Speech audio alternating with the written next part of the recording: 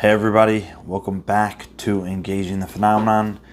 And today here I just wanted to share a video. It's actually an older lecture by Dr. Joseph Burkes, otherwise known as Joseph Burkes, MD, who's been here on Engaging the Phenomenon pretty frequently. And this is a lecture from a 2014 conference that was held in New Mexico. It was called Paths to Contact, and it was kind of an event that followed the culmination of the book Paths to Contact, which I have right here. It was edited by Jeffrey Becker, and as you can see, there's a number of participants on here. And in the description, I'll leave a link to the book. But it's the book is about people's paths to contact, right? And so a lot of it is going to be kind of experience or stories, and a lot of the people that are involved in the book were people that took an active role in contact work. But again, this is a 2014 lecture by Dr. Joseph Burkes, which it's always great hearing from Dr. Burkes, in my opinion. And in the actual book, Paths to Contact, Dr. Burkes, he writes, his section is like the first 50 pages of the book, which I think is very good. Also, Grant Haygood is in here. People might be familiar with him. I've interviewed him before, and many others. So I hope you guys enjoy. Take care.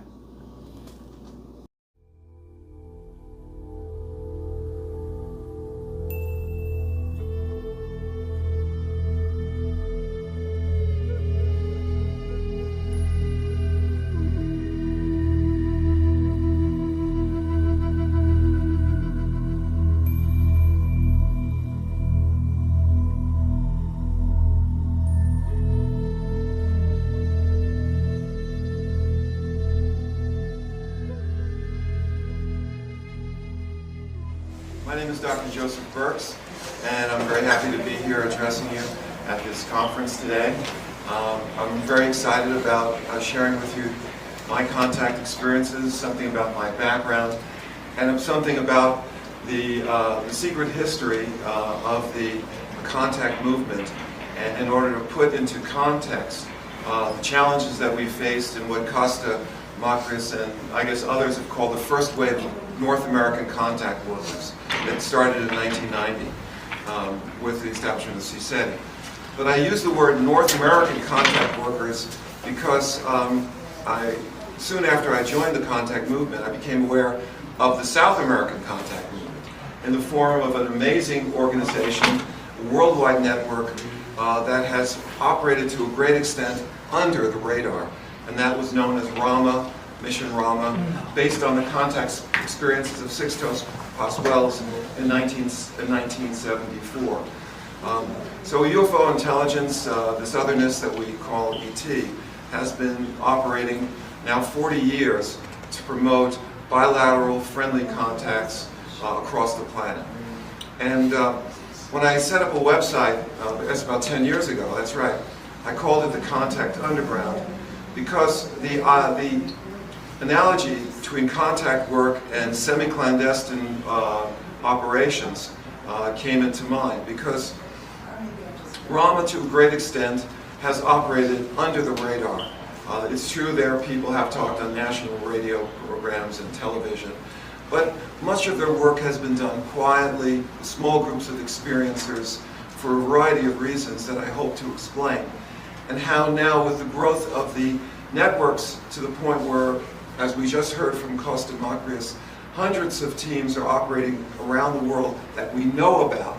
And I can tell you that an equal number or even more are operating independently, not part of any network, that I've been able to, through chance, synchronicity, or dumb luck, been able to find out about.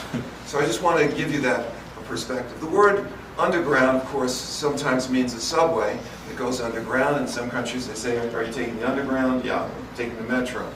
But underground also implies operations around sensitive areas that are opposed by the existing power structure, the elites. So we have images. Of course, I grew up after the Second World War, and I watched movies about the Marquis, the French underground, and as a little boy I read about the Danish resistance in Northern Europe against the Nazis.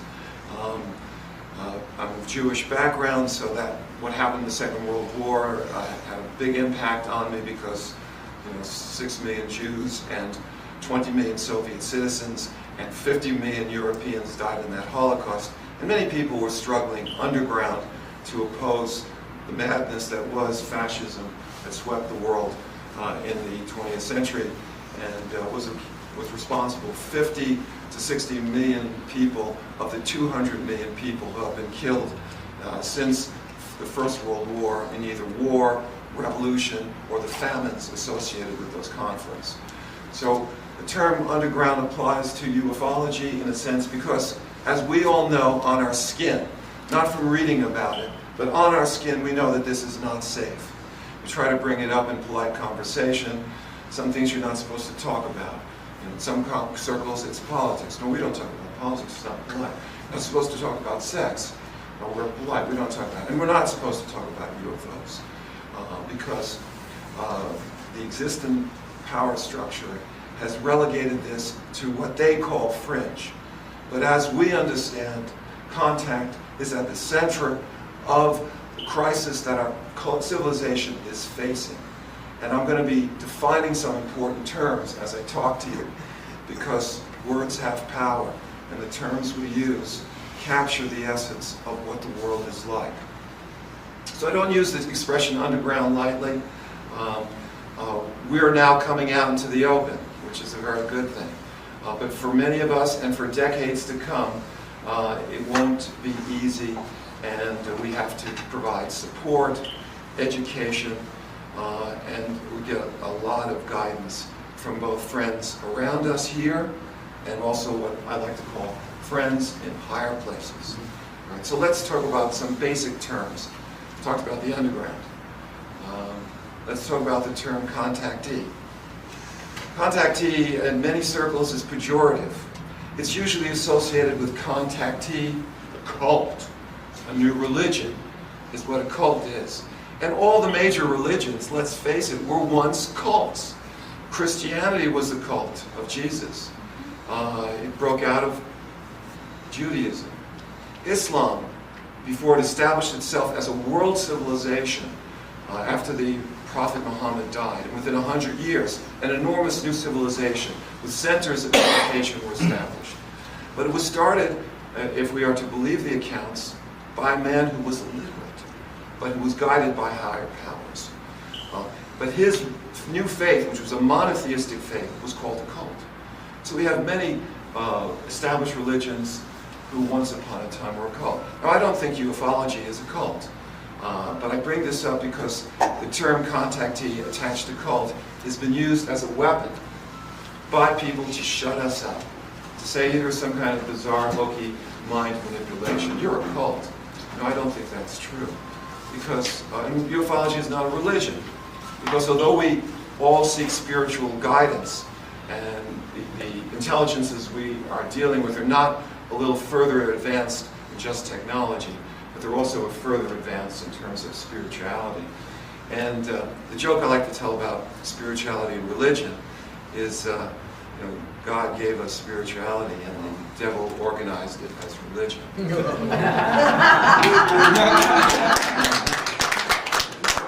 So we're dealing with a consciousness and with a physical presence, that can do amazing things. Now, I'll tell you a little bit about my background, and you'll understand why certain of the amazing things that they've done resonate so strongly with me. I grew up after the Second World War. I mentioned that. I was a child in the nuclear shadow. A lot of you people are young and you don't remember the era of atmospheric testing, when the United States and the Soviet Union developed the atomic bomb, and they were blasting first atomic bombs and then hydrogen bombs with millions of tons of TNT equivalents into the atmosphere. These were outdoor tests, they were over water, and the radioactive material that was coming, and I'm not talking about just a 1 megaton bomb or a 10 megaton bomb. The Soviets, in an uncontrolled blast, detonated a bomb that's been estimated probably 30 million tons of TNT. And that radioactivity was spreading around the planet. After all, that's how the United States first got wind, literally, of Soviet atomic testing, when balloons sniffing radioactive particles brought back the word in 1947 they had detonated the test. Or was it 49? It was the late 1940s. Jesse Marcel Jr. Passed away recently, a great loss, but his dad was the intelligence officer right here in Roswell, based, who was called out to investigate a mysterious event. He brought back wreckage, his son saw it, the world was given a cover story, first the truth, that a saucer had been downed, and then the cover story, that no, it was just a weather balloon, that's what it was. And these intelligence officers who were stationed at the only nuclear-equipped Air Force, you know, those elite squadron that had bombed Hiroshima and Nagasaki, were based right here. And they, you know, were responsible for the deaths of hundreds of thousands of people. But those intelligence officers were so naive that they could not identify routine weather balloons. And they somehow conflated it that these were crash saucers, those poor dears. And one of those poor dears was Jesse Marcel Sr. And what happened to him? You'd think that a person who couldn't tell the difference between a weather balloon and something else would be censured, or Colonel Blanchard would be, who released that public statement that was later retracted. They wouldn't get a promotion. Well, guess what happened? Jesse Marcel Sr. was the intelligence officer that prepared the briefing for the President of the United States when the first Soviet atomic tests occurred. Testament to his skill and his knowledge and his devotion to his country. Colonel Blanchard went on to become a high military official in the Pentagon and was slated to be perhaps the head of the Air Force when he died at a young age of a heart attack, right in the Pentagon. So when we talk about the nuclear era and the impact it had on society, and the fact that the UFOs were here in force over Roswell, then we have to understand that this was a worldwide process. And as a child growing up in those years, my bones were made of calcium, as yours are. And guess where I got the calcium? From milk. And where did I get the milk from? Cows. And what were the cows eating? Grass. And as that radioactivity spread all over the planet, they were finding in the deciduous teeth, the baby teeth of children, the nuclear radiation, strontium-90, which biologically is replaced for calcium. It's integrated into your bones. And it was Dr. Spock, not the famous Spock from Star Trek. I think it's Dr. Spock, a famous pediatrician, was very concerned, as were the mothers, about their kids being irradiated. And he started, with other pediatricians, collecting the deciduous teeth, the baby teeth of children, and they were studying it and giving this information to communities all over the world. And a worldwide movement led by women were demonstrating in the streets, no more atmospheric testing, ban the bomb. So as a child, ban the bomb. So as a child, I grew up, my mom went to those demonstrations, and then later on, when I ran around by myself, I was, you know, a 10-year-old kid. We were at peace committees, big demonstrations all over the world, and pressure was exerted to end nuclear testing in the atmosphere. And the United States and the Soviet Union, I think in 1962, signed the test treaty ban, which prevented that from happening. Helen Caldicott, who was a doctor in the peace movement, the Doctors' Peace Movement, said you should never underestimate the power of women when they get aroused. And they were aroused in that movement to end atmospheric testing. And the next generation that we see of contact workers here, they get the benefit from those aroused women who stopped atmospheric testing. So I went on to, as a little boy who, like Costa and many others, was fascinated by science fiction. And it was just fiction, of course, to me. I never had a sighting and didn't really think seriously about UFOs. It was a nice fantasy. But I was politically active. And we used to say in the anti-nuclear movement, better be active and not radioactive. and so we participated in demonstrations and campaigns for petitioning the government to not only end atmospheric testing, but end all testing, underground as well, and to end the nuclear arms race. As a child, I saw the Vietnam War starting. I was in the first demonstration against the war in Vietnam. I was 12 years old, I remember it. It was at Dag Hammarskjöld Plaza outside of the United Nations. And 1962, we had our first demo. Peace activists, we used to call it, not demonstrations, too many words, we called it demos. I was in the first demo, and I must have gone to hundreds of peace demonstrations. What do we want? Peace. When do we want it? Now was the chant. And then, as I led the chants till I was hoarse, I can't hear you. And they would shout even louder, peace now. And the Vietnam War had a tremendous impact on a generation of young people. The ones who were forced to go out and fight it, and the ones like myself who was not drafted, but was totally dismayed by what we saw our country doing in a poor peasant land.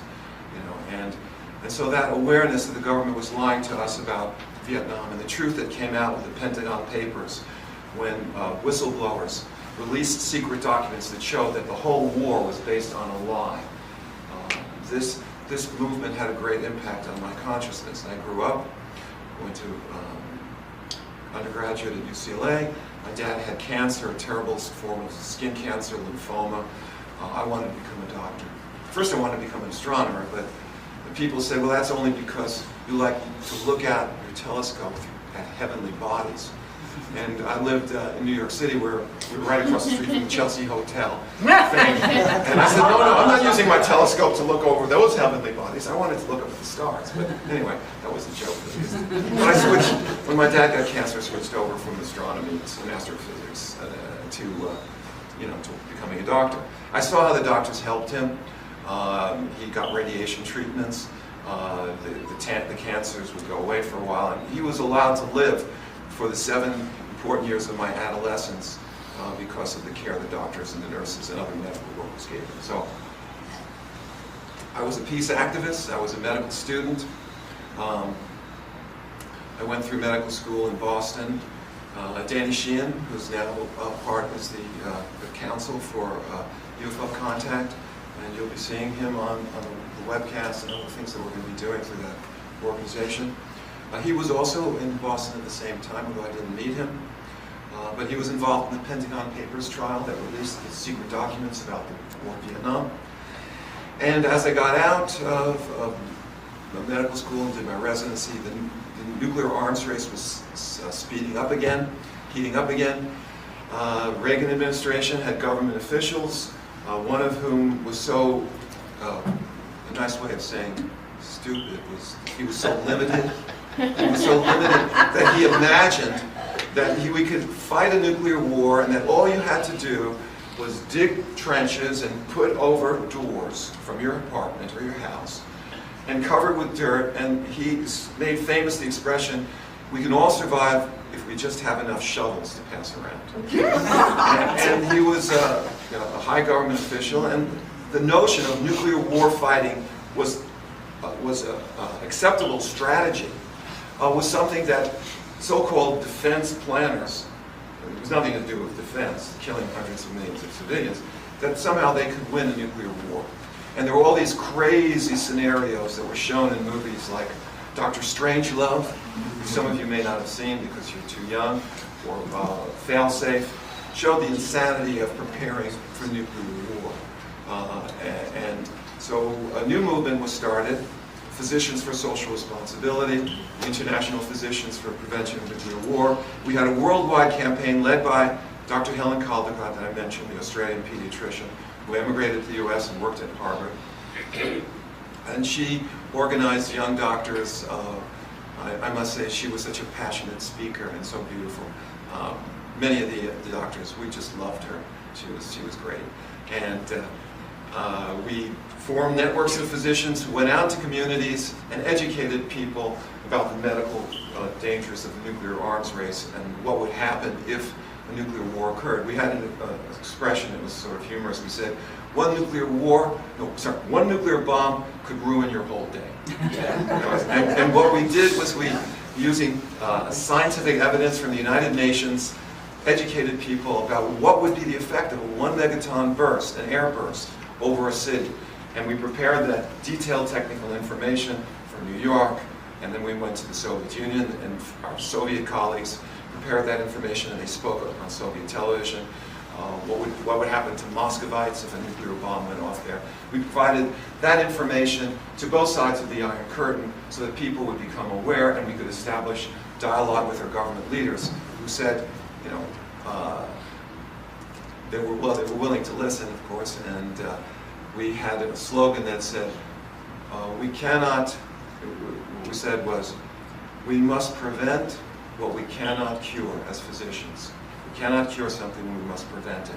We must prevent what we cannot cure, and there is no cure for nuclear war. A 1 megaton burst over a city would fill up all the intensive care beds with terrible burns in all the ICUs on the planet. There was no medical response, except prevention. So I got to participate in that, and my travels to Russia and other countries, England, meeting with doctors, was a kind of citizens diplomacy. In 1990, for no apparent reason except I suspect higher guidance, I went to the local public library and I was having some issues around construction and renovation of my house.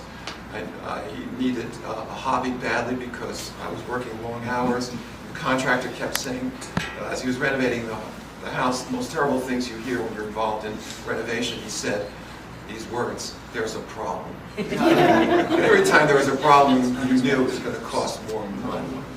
So, you know, what happened was they tore off the roof, the rains were coming, and I was living in basically an outdoor planetarium. I could look up the stars. So in the rains, you know, they had these storms coming in every winter, and so I went to the local public library and I said, I gotta have something to distract me. I need a hobby, which is another medical joke about every man needs a hobby. And so I said, what do you got on, I don't know, UFOs? That was perhaps my first mistake. Anyway. So I started reading, and gee, this is fascinating. And I was 40 years old, my wife and 2 kids, middle class life existence, and all of a sudden I'm reading book after book after book, and I think there's really something to this. A year and a half later, I got enough courage to go to my first UFO meeting, UFO Expo West, May 1992. And there's a tall, bearded, blonde doctor with glasses on that, you know, looked somewhat like I looked in those days when I had blonde hair. And he said, my name is Dr. Stephen Greer, and I have a citizens diplomatic initiative to establish contact with ET as well. You know, as a former citizen diplomat of sort during the Cold War, wild horses couldn't keep me away, and I joined. And I was trained in the consciousness techniques of his center. I guess the rest is history. I guess going to that meeting might have been my second mistake, but I'm glad I did so. And if you've read my chapters in this wonderful book, Paths to Contact, and for those people who are seeing this on YouTube, unpaid advertisement right now, I urge you to go out and get that book. It's an excellent book.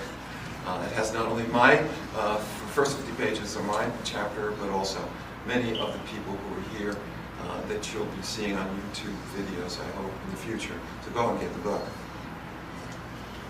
For people who haven't bought the book, we have some copies in the back of the room today, so please do. And so what happened was, as soon as we started doing contact work, to my surprise, UFO intelligence responded. And I was somewhat amazed, because I had imagined that, well, you know, this is a new project and it's going to take us a while. We're going to go out there a couple of weeks and nothing's going to happen. And then we might see a light in the sky. That wasn't what the game plan was apparently with the ETs.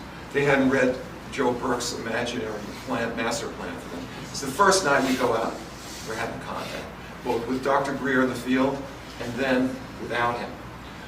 And the contact was full of ambiguity. We were there meditating. We heard, strangely enough, the sounds of owls, which apparently is part of UFO lore. There weren't a lot of owls in the Santa Susana Pass where we chose that site to do our field work, but at night they were out there.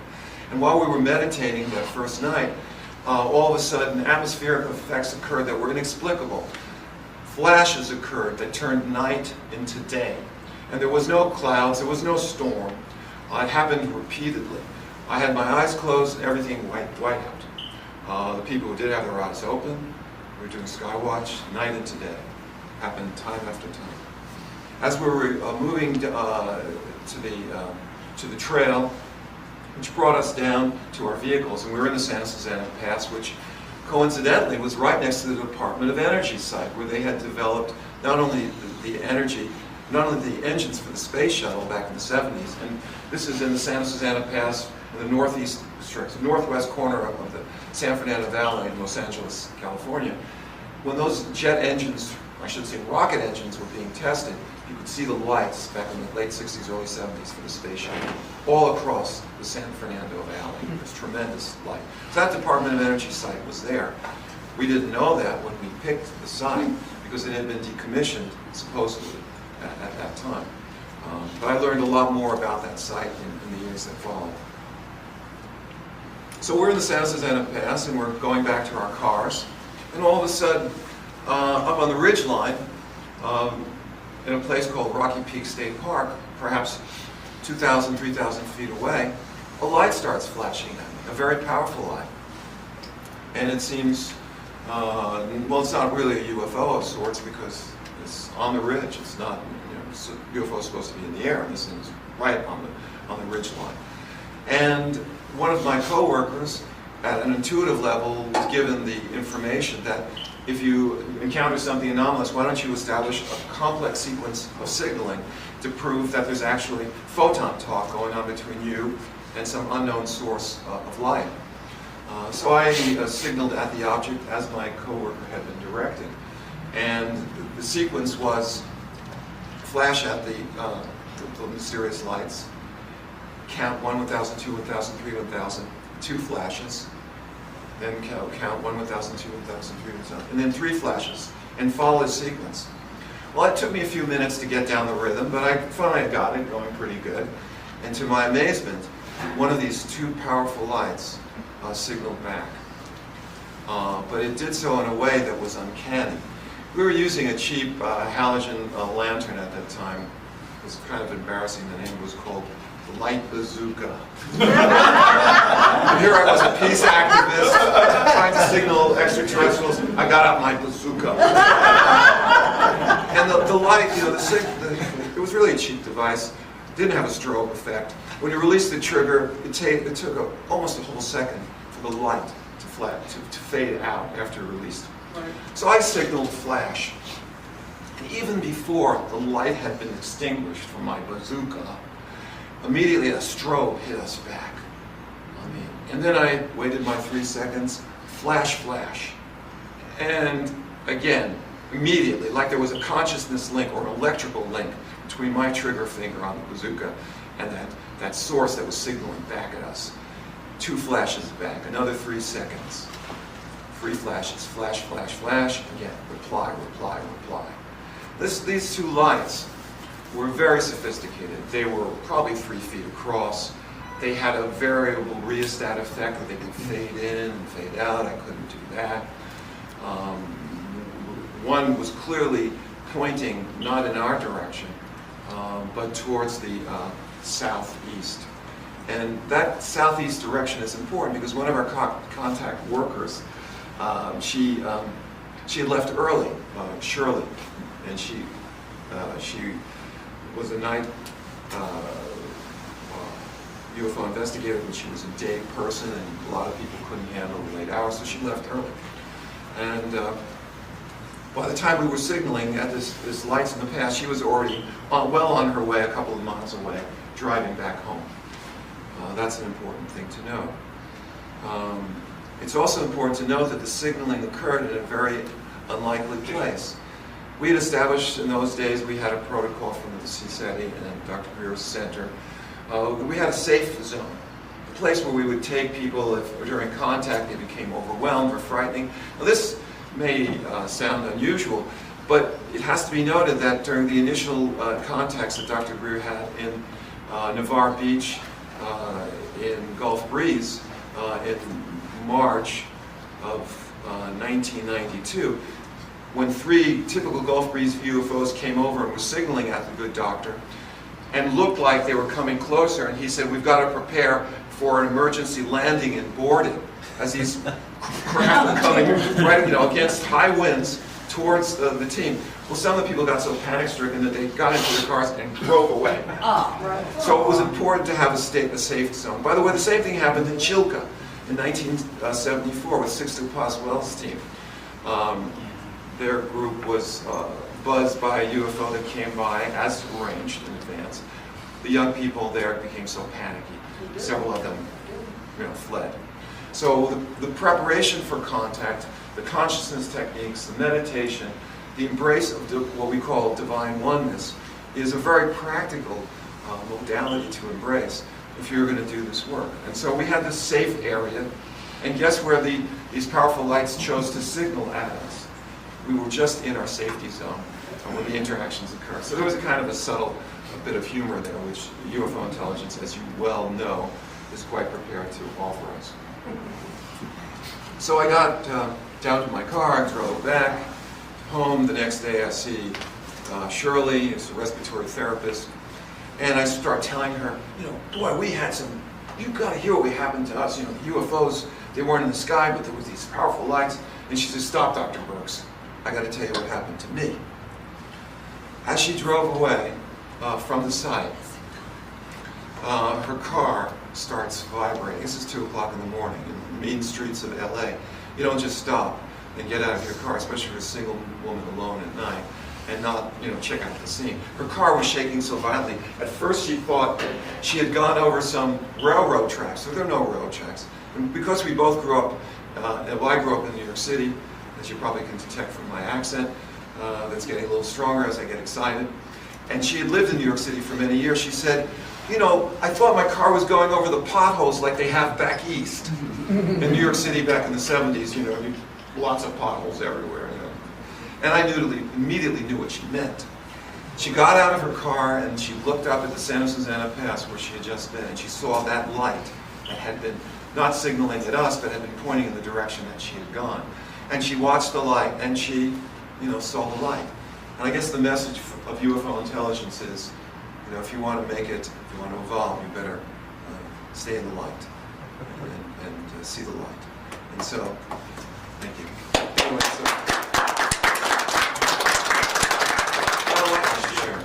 so in any case, that started off my experience as a contact worker. And the reason I say contact worker and not contactee is contactee, even when it's not attached to the pejorative cult, contactee is still in many circles, it happened in the 50s, and there was this nutcase Adamski and these other guys who claimed all these telepathic communications. But the contactees did focus not only on their personal experiences, but also on the message they got from the UFO intelligence. That had to do with, guess what? Stop nuclear testing. Not so much environmental protection at that time. Peace on Earth. The kind of things that I could relate to as a little boy because I've been involved in that movement. But contactee is passive. It's like, payee is the person who pays the employee, is the person who gets the job. EE ending is kind of passive. I guess flunky is also spelled E. But an ER ending in English is the active one. A worker is someone who works. A singer is someone who sings. A player is someone who plays. So I prefer the word contact worker rather over contactee because let's face it, contact is work if you're going to do it right. And if you're not going to focus on your personal experiences and gee, I'm such an interesting person, I'm so special and communicating, because the contactees tended to do that, focus more on their personalities and on their personal experience. If you're a contact worker, what you're doing is you're going out to the larger society and saying this is important, and the focus of that is You're relating the contact experience to addressing fundamental problems that our civilization is facing. We're talking about global warming, all right? It's been rumored to say that if we can download into our technological Earth culture the energy propulsion systems of UFOs, global warming could be a thing of the past because we could get off the oil addiction. We could also address issues of war, because these civilizations who've gotten here clearly did not fight their way to the planet. They would have self-destructed if they had access to the kind of energy systems they have. To get here, they probably had to go through some kind of maturation process. To get here, they had to live in peace with not only themselves, but whatever other civilization they encountered on their travels, or maybe moving through in other dimensions. So the message that the UFOs are sending us is, you guys can either live in peace and evolve to a world planetary civilization and have relations where you can destroy your planet and die here. So it's not that the UFOs are Jesus Christ in a spaceship and they're going to establish a world peace program here. It's our work. It's something we have to do. Nor are they Darth Vader here to, as Costa mentioned, steal our women or Coke bottles or whatever. And they're here as an example of what a group of intelligent beings, intelligent civilizations can do if they live in peace. So they can save us not by stopping those nuclear missiles from going off. They can inspire us by their example to save ourselves. And so that was the message, a very positive message, an empowering message. So I want you to use the word contact worker. There are contactees, but if you talk to them and get them involved with our networks that are ongoing all over the world, both established, above ground, in the radar, and underground, as many have to operate for very good reasons, as I will get to in a few minutes. Because contact is not only contact is not only unsafe because of the ridicule and denial that's fostered. Contact is unsafe because very powerful forces are willing to use a deadly force, yes, to shoot down UFOs if they can, and also to intimidate and possibly even kill contact workers and whistleblowers who are bringing the message out, as you heard from our good friend Clifford. So I'm going to stop for a minute because I've been going non-stop. I'm going to pause for questions. Remember, we're going to go to around noon, and then there'll be a 5-minute break. If there are any questions, if not, I'll continue. I'm going to go for another 12 minutes. Yes, I'd like to comment on something you were talking about the early days of the nuclear war. Actually, we call it MAD. Mutual assured destruction. Makes no difference who went ahead, started the war. Everyone's going to die. Right.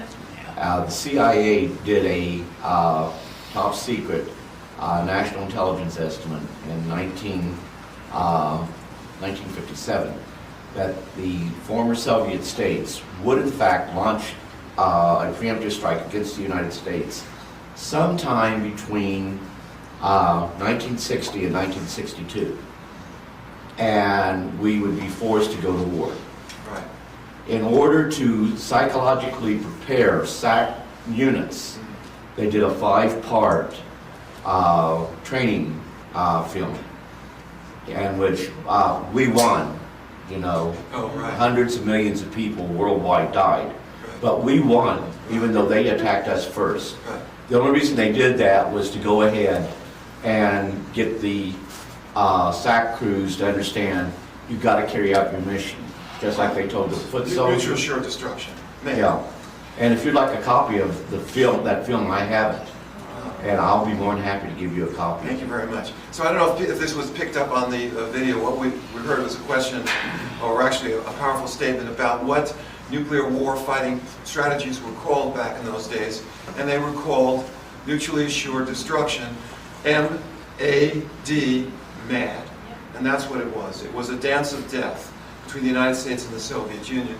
And there were all kinds of insane strategies, one which was called First Strike, where the United States would launch an attack against the Soviets and wipe out their nuclear facilities. And there were actually people in the Pentagon who promoted first strike against the Soviet Union, and SAC crews were prepared to do that. But I was not prepared to die under those circumstances, and that's why I joined with millions of people in the peace movement. So getting back to the contact movement, my team was made up of very high-powered people. We came together supposedly by chance. But we had 3 physicians, we had 2 PhD psychologists. The young man who told me to use that sequence of flashes, flash moment, was a Harvard graduate. He had a master's in psychology. So the people who were attracted to the contact movement were, not as we are portrayed in the media as these sort of wild-eyed, kooky, undereducated people. We were highly educated, and we responded to the call from Dr. Greer and the contact movement, which is now worldwide, because it made sense. And the organizations that had carried out UFO investigations up to that point were not making so much sense. With all respect, I was a member of MUFON, Mutual UFO Network. I was also for a while a member of other CUFOs, the Center for UFO Studies, and I'm still a member of MUFON. But their fix on this was that this is a technological problem, that UFOs they wanted to go out and kick the tires, and their reports focus on the aerodynamics of the sighting reports. Well, after 50 years of taking sighting reports and studying the angle at which you see the object and its color and its shape, what are you going to learn after 50 years? Nothing.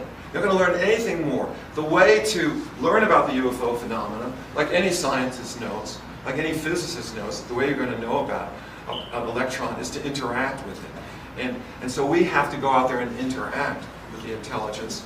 It makes sense, but unfortunately people, for a variety of reasons, which if we have time, I'll get into some material that I covered in a position paper, do alien abduction theorists prevent or delay open contact? Because we have a culture of fear that has frightened the UFO investigators, so that many of my colleagues and coworkers, very educated people in the MUFON, some of whom were actually experiencers themselves, had sightings, were afraid to go out and contact UFO intelligence because they actually believed the propaganda of the UFO subculture, alien abduction is. And so, but the contact movement wasn't going to be passive, we were going to be active. So our team was out there in the field, we were having sightings,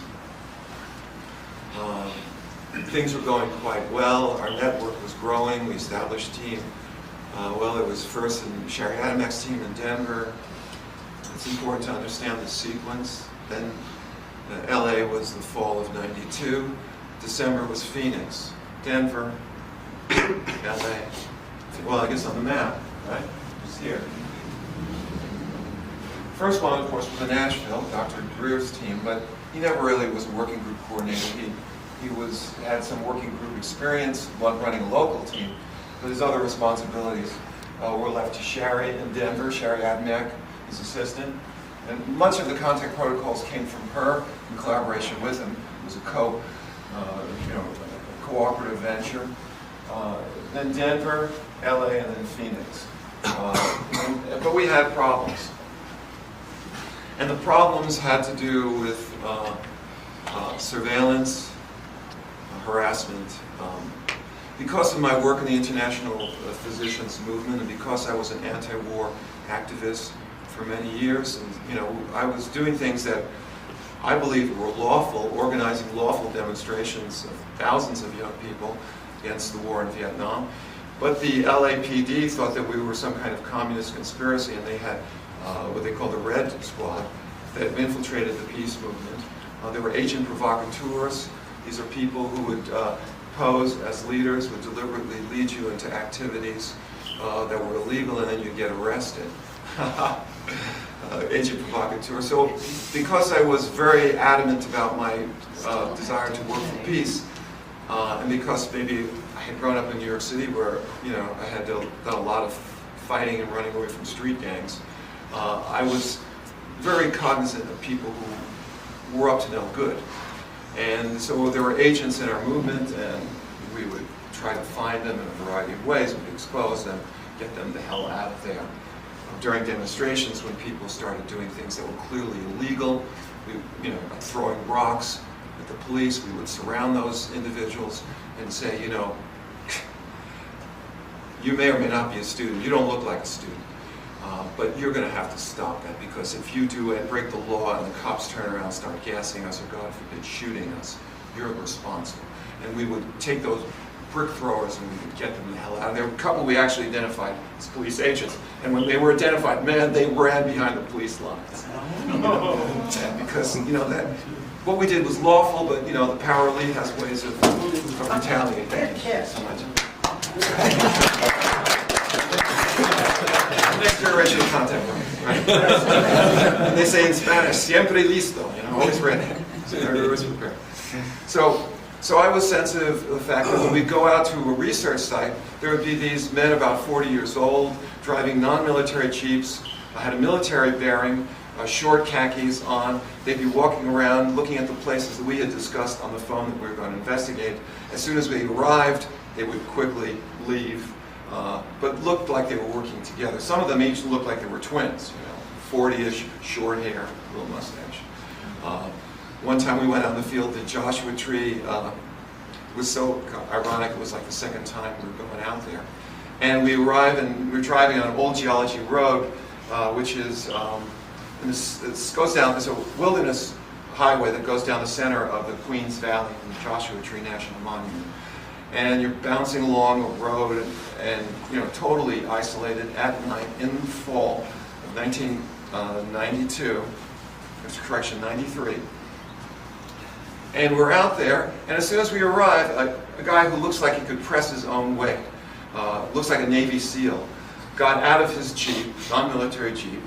He puts on his backpack, and there's nobody out there. It's pretty cold in Joshua Tree, 4,000 feet in the fall. And he says to us, gee, isn't it strange that I'm not the only one out here backpacking and hiking alone in Joshua Tree, as he walks across the desert away from our team as we set up our base towards some rocks that were clearly very effective surveillance points. So this happened again and again. There was evidence that our phones were being tapped because these guys were in advance of what we were doing.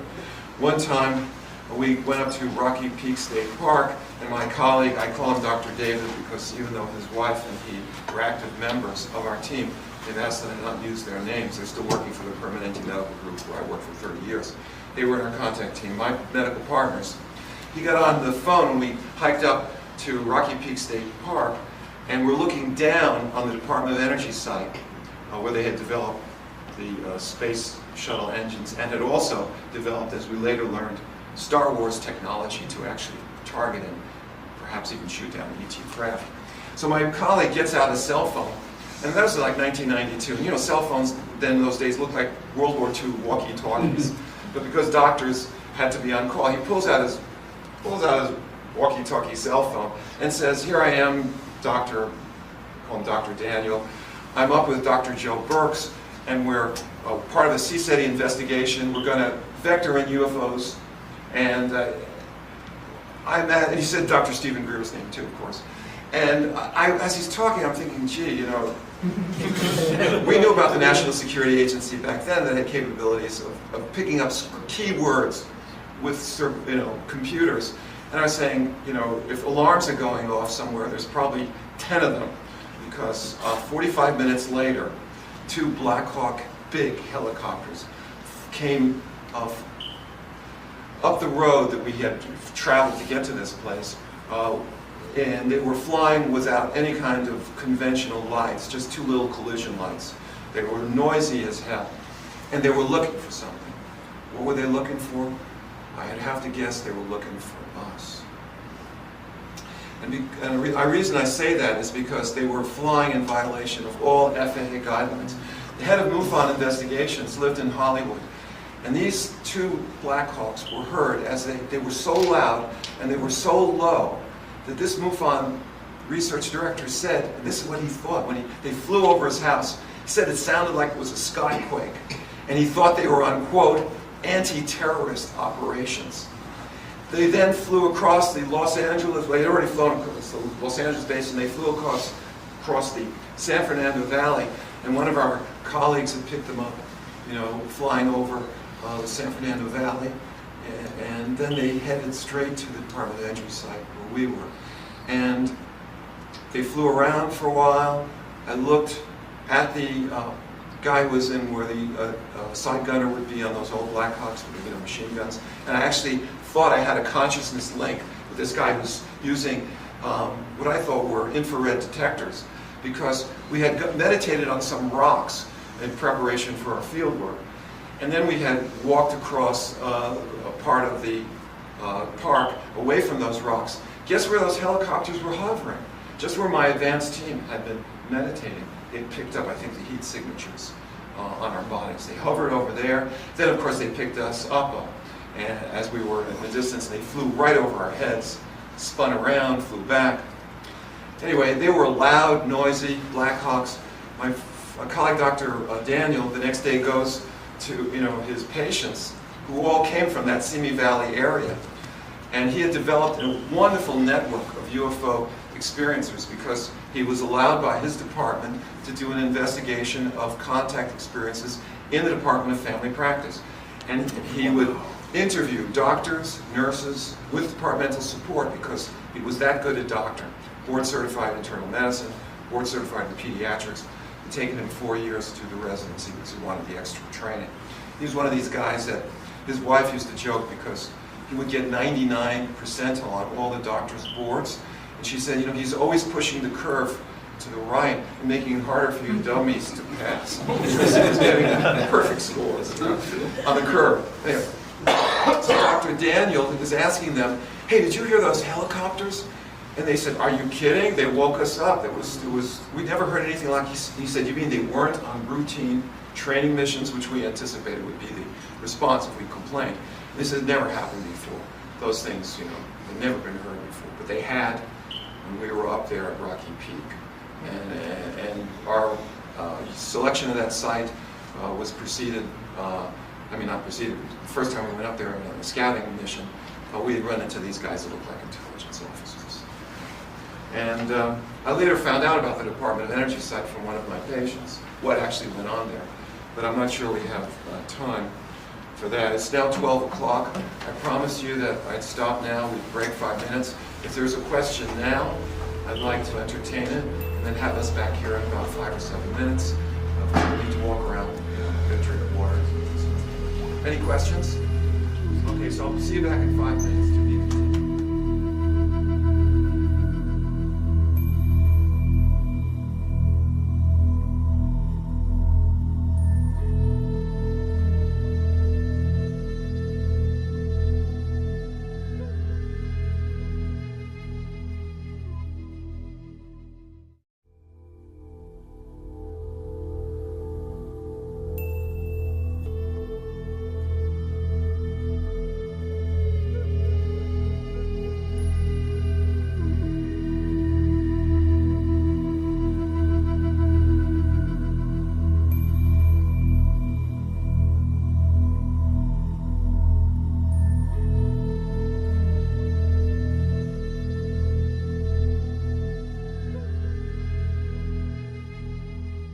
The end of the Cold War, we got from our Soviet peace activists copies of the military maps from the Soviet Army, and they had strategic targets where they were going to drop their bombs in the Los Angeles area. Guess where number one was? The Department of Energy site, Santa Susana Pass. We were right there on ground zero. And the reason why that was so important was I learned from my colleague, Dr. Daniel, who had patients, that he, again, at the end he interviewed 2,500 doctors, patients, medical workers, across the board. Throughout the whole study, 10% had a sighting. 5%, the sighting was not just an anomalous nocturnal light, which is what we call lights in the sky. They were structured objects that could be interpreted as craft. 1%, about 25 people in the study had a high strangeness contact with what they imagined were alien beings or angels or something like that sort.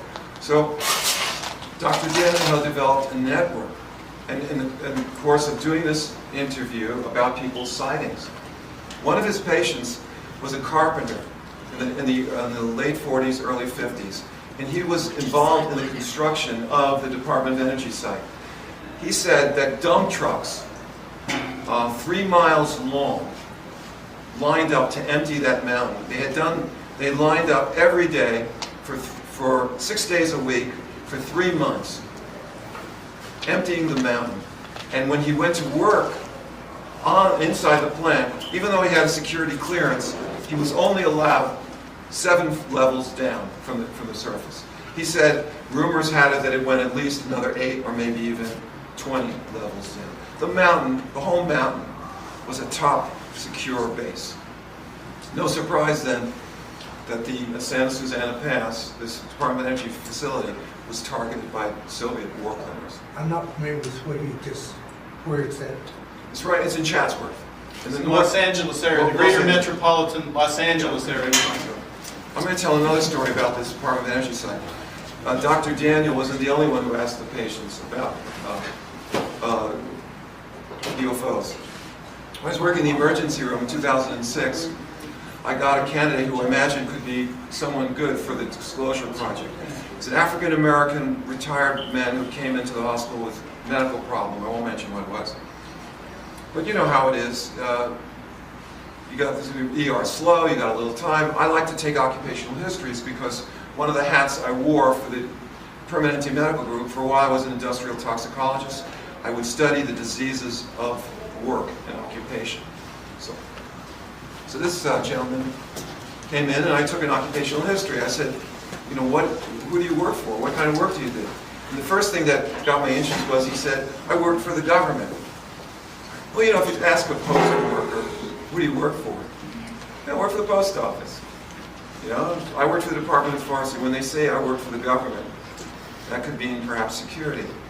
And then I said to him, well, you know, what did you do? I said, I was a plant manager. And we were in a very small room, isolated from the main ER. Just the two of us there. So I said, you mean you worked at something that had to do with security or stuff? He said, I worked at the Department of Energy site. And he did something that was really interesting. Even though we were alone in the room, this African-American retiree looked around. There was nobody in there with him. He looked around before he told me the story. I thought, okay, this is going to be good. Looked around. And I said, well, you know, have you ever seen a UFO? And then he just kind of looked at me, thinking, am I going to talk or not? And then he started to talk.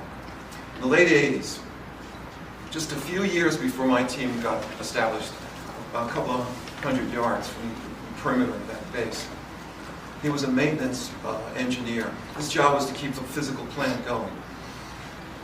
The Department of Energy site in Santa Susana Pass had these massive water towers that would take water from the top of the mountain down to all the secret labs. And it would be carried in transite pipes that were 3 feet thick, lined with asbestos. And they had metal casings, I think, too. And one time, he and his coworker got an alarm. One of the water mains had broken. So their job was to go and find out where, you know, because at some of these labs, there was a nuclear power plant that had a partial meltdown, and there was plutonium contamination. That's one of the issues around Chatsworth that people were concerned about, because there was an accident, and there was also an explosion. One of the doctors, actually one of the scientists, died. So they had to have water. It wasn't just a question of drinking water. You know, it's for safety. They needed to keep some of those hot experiments cool. So he's going down with his machete. He's following the water line. You know, he's chopping the branches and weed whackers, and they got to, you know, where's the break? Where's the break? He and his coworker. It's, you know, this is high desert. Rattlesnakes, all kinds of cactus. You got to be, you know, pretty sharp. He's following the pipe down and down, down, down, and then he gets to clearing, and he sees the water coming out, like a fountain. I mean, it's like a geyser. It's shooting up in the air. And they go run over, and they're expecting to see busted components of the pipe. It was cut. He said, like a knife. Wow. He said the pipe was not broken. He said it was cut. And then he looks off to his left, and about 100 feet away, silent, 30-foot disc, 50 feet off the ground, the lights going around. And he and his coworker are thinking, oh my God. And they're looking at the broken pipe. And so they get on their talk box and they say, we're, down here, we found the break, and there's this UFO. And I'll never forget his comment. He said, the security people said, don't approach it. It was like shaking. I was like, we're not going to approach it. Anyway, after a while, before the security team, I presume they were armed, got there, UFO took off silent. And this, that 45-degree angle, I was gone. And then the next day, the usual story with the suits showing up and debriefing, and But he said since he was no longer working for the federal government, he would share the story. I said, would you be willing to talk about it in public? He said, yes. I said, what about your coworker? He said, yeah, he retired too. He's in Las Vegas. We'll talk. I'll talk him into it. We'll talk on camera. And they got a hold of the Disclosure Project, but they were no longer taking witnesses at that point in 2006. But it gives you an idea of the sensitivity of that place where by accident, we had supposedly by accident set up our contact team. So you can understand why military intelligence might respond to that little that cell phone call from my colleague. I'm at the Department of Energy site in Rocky Peaks. Dr. Greer, we're doing UFO contact. They knew that place was being monitored by UFO intelligence. And they knew who we were. And that didn't particularly bother me because, I assumed if you're trying to do good in this world, you're going to make people upset who are doing no good. And anyway, so our team was having some initial success. I went to Mexico with Dr. Greer and what was called in those days the RMIT, Rapid Mobilization Investigative Team. You could read about it on Facebook and also on my website.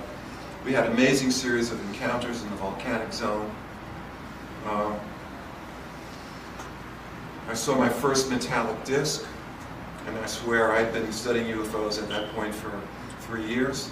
And when you see a flying saucer in broad daylight for the first time, it's like, no matter how well prepared you are, I saw this disc. We're at the base of the volcano. We're at a fish restaurant because the river that came off the volcano was a very good source of water for a trout farm. So they had a trout farm, they had a fish restaurant. And we're there in the parking lot of the fish restaurant, and the mariachi music is blasting. So if the UFO was silent or not, I wouldn't know. So it was, couldn't hear. So I see this metallic disc going right towards the wall of the volcano. And my mind could not accept I was seeing a flying saucer. I said, no, it's a small plane. And I kept saying, the reason I don't see the wings is because I'm looking right at the wings at the 90-degree angle, so the wing is being obscured by the silhouette of the fuselage. But there was no tail rudder. There was no engine. It had rectangular windows. There weren't portholes, they were rectangular. And the thing was going high speed into a cloud, sitting right on this 17,000-foot volcano. If it was a small plane, it was going to crash. And 3 of us saw it. It went into the cloud. I expected to come out on the other side, or maybe hear an explosion because the rock face was right next to the cloud. Nothing happened. It was gone. But that was an example of how someone who's a contact worker who thought he was well prepared, when he's faced with just the technology, your mind tries to make it into something that's conventional. How close? Pardon? How It close was did you probably guys- 800. It was probably 500 to 600 yards away, maybe even less. It's hard to say. It was anywhere between 20 and 40 feet in size. I can't tell you if it was silent because mariachi music. Question? I have a question for the group, if you don't mind. Yes, sure. I just wonder how many people in this group have seen with their external eye, a daylight manifestation of something. Yeah, that's pretty cool. For you two people, That's way cool. half the people in the room. All right, so we're an elite group of experiencers. We got not to see anomalous lights, something that was truly a structured object, what we call craft. Okay, so it was an amazing experience to be with the RMIT. I spoke Spanish. We met with the local contact workers there. Amazing stories were shared, one of which was these two young people. I think one was 7, the other was 10 or 12 at the time. The previous year, 91, I believe it was, they were with their animals on the side of the volcano, poor kids. They were walking along in broad daylight, and ET being shows up, you know, what I like to call the big heads, gray skin. I don't like to use the word grays because it's racialist. And, you know, it's like, we don't refer to white people as whitey, or we don't call, you know, blacks darky. We don't call, you know, we refer to people as African Americans or Caucasian. And we call the grays sort of racialist, you know, like, can't we get beyond identifying people by the color of their skin? Anyway, so I don't particularly, I like to call them the big heads. So this big head being shows up there, dressed in a silver jumpsuit. And these kids are there like, you know, what's this? The dog, of course, gets terrified and runs down there. And telepathically, they're getting this communication. And the so-called big head says to them in their mind, don't worry, we're not going to hurt you. And then he went on to say the volcano is going to erupt, but we're going to save you. And there's going to be a war, and it's going to start in Nueva York. So the kids had this experience. They went and talked to their families. The families talked to their friends. So UFO investigators show up, and they're interviewing the kids. Kids didn't know what Nueva York was. There was no television in this town. It was on the side of the volcano. They did read, maybe they read comic books, but they didn't read newspapers. 7 and 12 years old. Two brothers. So they had to be explained that New York was a city, it's a city in the United States, and that's where the United Nations is. So after we left the volcanic zone, it was 93, a short time later, the first attack on the World Trade Center occurred. 7 or 10 people were killed. It was much more serious than what we had been led to believe. If the truck bomb had just been a little bit larger, and it was right in the right place to weaken the superstructure, terrible event. More terrible could occur. That terrible event did occur. 9/11. There was a war in New York. The prediction did come true.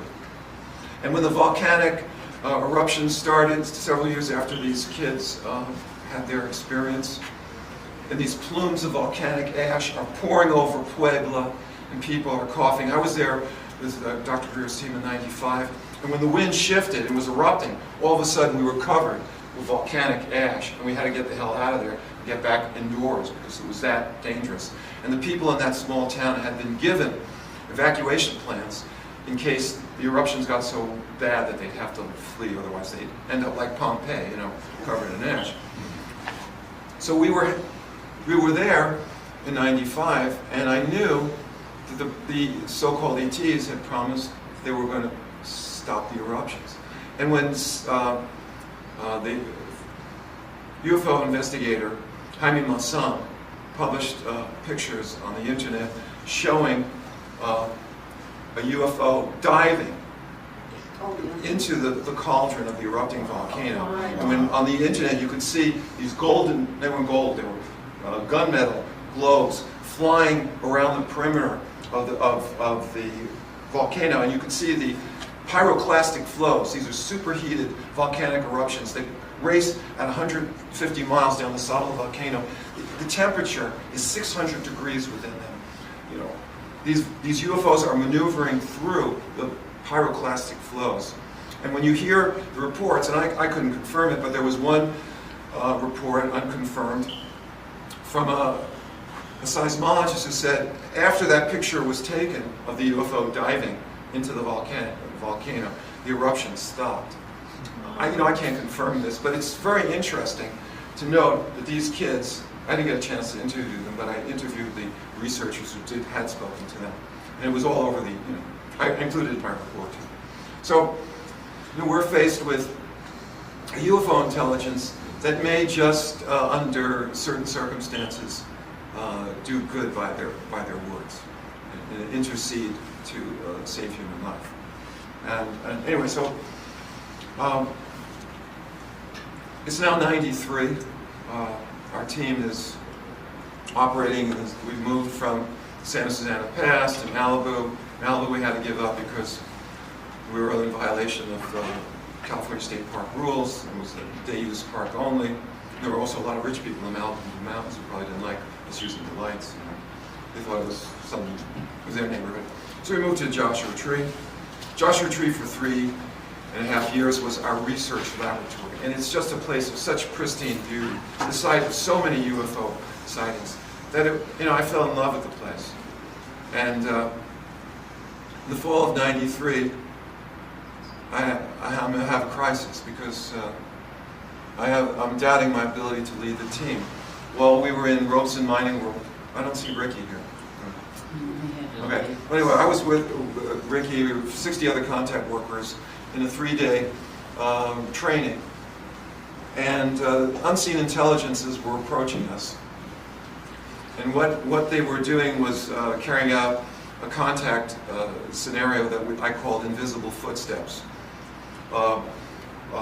where you're sitting there in the desert, you don't see anybody, but you hear something or somebody going through the brush. So these two contact workers were very excited about contact work, but they were also a little scared. They were separated from us, and so they were by themselves out on this lonely part of the road. So they got scared and they said, well, we don't know who you are, we like you, but could you just stop because we're scared? And the stop, the intelligence associated with the audio display stopped, and the foot said stop. And then like Simple Simon, they said, okay, we're feeling more reassured. Why don't one of you come forward? And so, okay, that's enough, stop. At one point, they tracked 8 different locations around them where there were these unseen intelligences creating this auditory display that sounded like someone's coming. And so they got so excited, they called Dr. Greer, and we went out to this spot. Now, this spot was very interesting because it was separated from the area where we had our 3 teams in operation out in the desert. And Ricky mentioned we were about 100 yards apart, so we were widely dispersed. And when I went through this site repeatedly, and this is a teaching point for contact workers. You know when you're a kid and you're playing hide and go seek, and you walk into a room and you don't hear anything, and you don't see anything, but you just know that your brother or your cousin or somebody is in the room, and you listen, there's no giggle, then you listen some more, and finally you hear a giggle or there's a movement. It's called presence of consciousness. You feel a mind that's not your own, or a sense that someone is there. So this particular stretch of the road where these women had this encounter, every time I went through, kind of like turned around, like the presence of another mind was powerful. And that was the place where they chose to do their invisible footsteps. So I go out there with Dr. Greer, and I'm his working group coordinator, and I'm very privileged to he was very sick at the time, had a flu, 100, 102, and he still was out there doing the work. And one of the people there with him was psychic, and he sensed the presence of several large ET that were in our vicinity. Well, I got scared. I wasn't prepared for that. And I remembered, it's funny because when I was a kid growing up in New York, the street gangs used to harass me. There was this one Irish kid who was short, and he'd always throw a rock at me. I'd be walking down the street, I'd see him, and I knew I'm going to get hit in the head. And then, because he was short, he'd run away. It's funny, when I saw I was there on the road, all I could think of was picking up some gravel, little pieces of rocks. And I was thinking about this kid who was throwing rocks at me. I was going to throw the rocks at the UFO beings, and they were going to go away, and I wouldn't be scared. It was so infantile. It was so stupid. And I felt so embarrassed because here I was a contact worker, and I was leading a team. I was scared. So after that session was over, I kind of think, you really want to do this work. It was hard for me to meditate because before I met Dr. Greer, well, I wasn't a meditator. But I needed help. So I said, look, you guys, I need help. If I'm going to continue this work, I got to have a boost in my psychic ability. I got to get over my fears. And I got to stop kicking myself in the butt for being so scared. And help arrived. It took about 2 months. And then I'm in the emergency room. And there's this Russian kid, 20-year-old kid from Belarus. He's an EKG tech. I won't mention his real name. Well, I call him Misha. And a couple of months before, he said, you know, what do you think of this UFO stuff? Well, I wasn't ready to come out in the closet, even though I had talked to some of my coworkers about my interest, because I was recruiting doctors to do the field work. Right? You know, I'd select them carefully.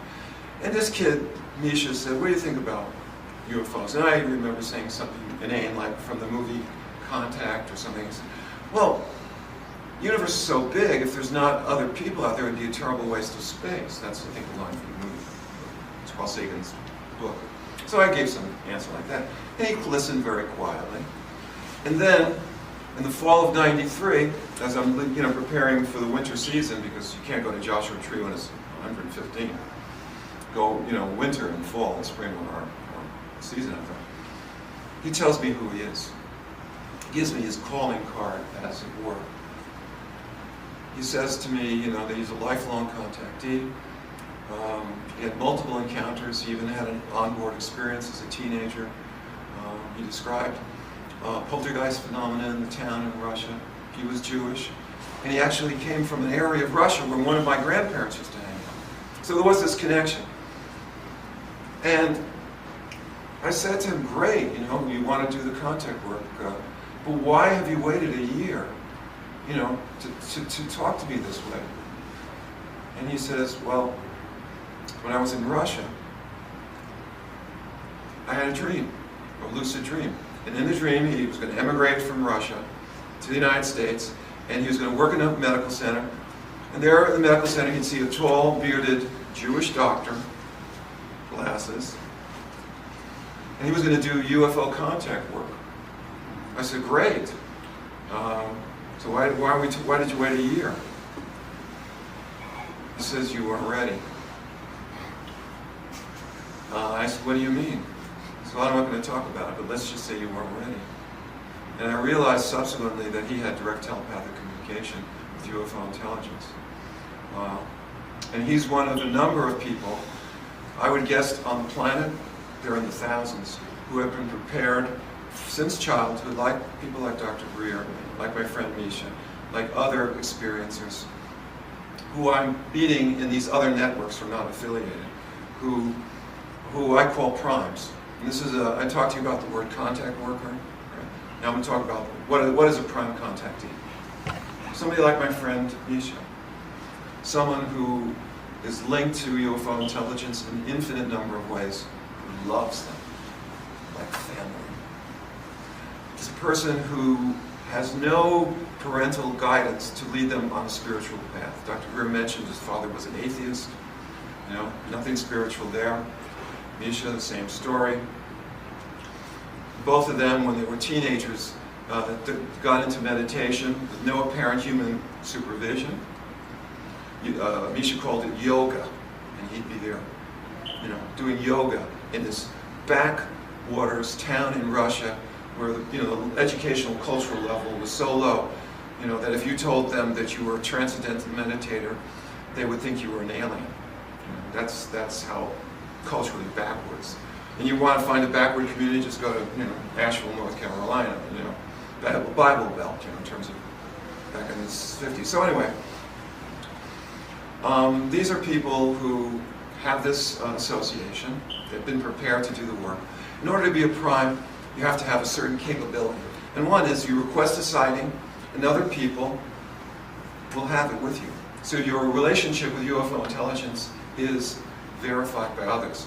To be a prime contact worker or prime contactee, another important ingredient is you have to be able to integrate into some kind of social process, a movement. You need to form teams. As Dr. Becker did, as Sixto Pascual's did in Peru, as these other independents who are meeting are doing. No contact with Ron Zizetti, Global CD5 Initiative. But there's a problem. And the problem is that this is incredibly stressful work. In our culture, to have direct telepathic communication, you have to be adequately prepared. If someone claims they're hearing voices, this, in many communities, is prima facie evidence that you're hallucinating, you have schizophrenia, and you're hearing voices. You'll be locked up, or wish you had been locked up, because people are going to make you feel really unhappy. You whack up hearing voices in your head. So, and the prime contactee needs to be supported by a network of supporters and a team. The problem is that, you know, they're human, and they're susceptible to all the wondrous things that people can do that are good and not so good. And so what happens to contactee leaders, and this happens in Latin America, I hear stories, the contactee leaders form cult-like groups. They use their position to get money, sexual favors. So in order for the prime contactees to be most effective, they have to be protected from the larger society that deems them crazy, or the control groups who want to get them, neutralize them. But more importantly, you got to protect them from themselves. You know, we're contact workers. We have a special job, but we're not special people. Ordinary people that have a sense of mission. And so if this work is done from a position of ethics, of morality, of sharing, of democracy, of building a process, of seeing yourself not as a superhero or as a cult leader, but as a humble contact worker who's going to help UFO intelligence by helping us save ourselves, then you can be a true prime contactee. Anyway, I've never really shared this in public. I've written about it, so I share you to think about this, because once it became apparent that prime contactees existed, Joe Burkes, MD, who lived in Hollywood for many years and was very susceptible to the culture of what they call the industry, I needed to imagine what my role would be if I were a UFO movie director. I realized that I was going to be a talent scout, and my job was to go out and try to find the primes. And so that's what I did. I went out and looking for primes, and I found them, and I offer support, and I helped integrate them into the larger contact movement. And I assist them to deal with all the high strangeness and ridicule. And having a physician, a person who is knowledgeable about contact and is involved with helping people and counseling people, you know, I'm very happy to serve in that role as a friend or a case officer, as it might be, for UFO intelligence, or as a say talent scout. So that's how I've interfaced with, you know, that aspect of the movement. There's a whole nother discussion that I'm going to share with you when we meet again tomorrow. It has to do with the theory called the virtual experience hypothesis. Okay, so we have just a few minutes left. I'd like to share one thing with you. I wrote it on Facebook recently. Some of you have probably read it. I don't know, Roman, have you read Epiphany? The article I wrote about my Mexican experience? I read one of them, but I don't think I read that. Epiphany, okay. This will be my last story, and then we're going to break. Okay. Epiphany is a transformative event when you have a sudden realization. I was with Dr. Greer's team at the base of the volcano, Popocatépetl, when a UFO the size of a city block came out between the volcanoes. It was February 1st, it was just before midnight, 1993. It was moving in an oblique angle, not towards us, not away from us, but just sort of past us, oblique angle. And Dr. Greer took out the signal lantern, a light bazooka, flashed at it. Immediately it changed direction, headed towards us. I had gotten from UCLA maps of the area, so I knew where all the peaks and valleys were. When it went over a little hill, a mile from us, I knew the exact distance. There was a little church on the hill, maybe 50 feet across, 25 feet across, the church. The UFO made that church look like a matchbox toy, like a little Lego set thing. It was big. It was powerful. It was silent. And it was headed right towards us. And as it closed in, I could see it was accompanied by a disc, what we call a scout ship. And we had seen or heard about this in the past when, mothership comes in, scout ship takes a security position, contactees. And in previous encounters, people described the scout ship shooting up to take the high ground as the events unfolded on the ground. And sure enough, this disc, when it got into less than 1,000 meters from us, shot up into the sky and we lost it. The triangle kept coming in, It turned on a forward, powerful array of lights. Dr. Ura signaled once, signaled back, twice, signaled twice. I always wanted to go, to the UFOs, dum, da, da, dum, dum, the flash and see, dum, dum. That was not fun. So the thing's closing in. I'm just thinking, yes. That's all I could say, yes. And I flashed back to, when I was really young, Dr. Burkes, back in the 80s. I had a family, and I was in the doctor's anti-nuclear movement, and I had 2 healthy kids at home, and I just started my practice. I was going out and educating people about the dangers of nuclear war, and I knew there was a Soviet submarine less than 300 miles off our coast, on station, with surface to underwater surface and then to ground missiles that could launch an attack and kill everybody that I knew. Kids would never grow up. And we had circumstances during the Cold War when accidental wars actually came within minutes of occurring because of technological. And we were, as the doctors, we were aware of all these mishaps because we use them to inform people about the reasons we have to get rid of these nuclear weapons. It's accidents happen. Planes crash. Anyway, so I kept thinking about Dr. Helen Caldicott, and she was this beautiful, passionate, Irish descent doctor. And she would say to the doctors, what can you say about a race of beings that put nuclear weapons underground in silos and yet have homeless children? 25 million children die on this planet. Starvation, preventable disease, every year. What can you say about a race of beings that put nuclear weapons on station, fail-safe, ready to fly from B-52 bombers into Mother Russia, or under the water, like that Soviet submarine was? And she said, and it's very powerful polemic, she said, it bespeaks of a hatred not only of our fellow human being, because these are civilians, they're going to tell you, by the hundreds of millions, but it's also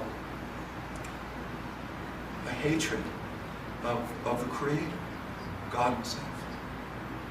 Because if you're alone in the universe, and that's what she said, if we're alone in the universe, there's no other intelligent life, and we annihilate, we will have created perhaps the greatest creation of mankind, capable of art, poetry, music, and these weapons of mass destruction. And when that UFO was closing in, all I could say was, yes, we're not alone. And it was a very powerful moment because I realized in a kind of naive way, maybe if we do self-destruct or turn this beautiful planet into a smoking graveyard, we will not be forgotten. We will be remembered. And the epiphany was we will not be forgotten. We will be remembered. The epiphany was we're not alone. I had no doubt at that point, that beautiful triangle signaling back and forth.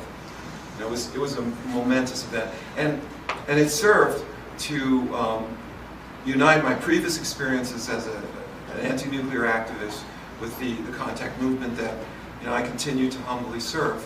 And by the way, lunch is going to be served at the local restaurant, so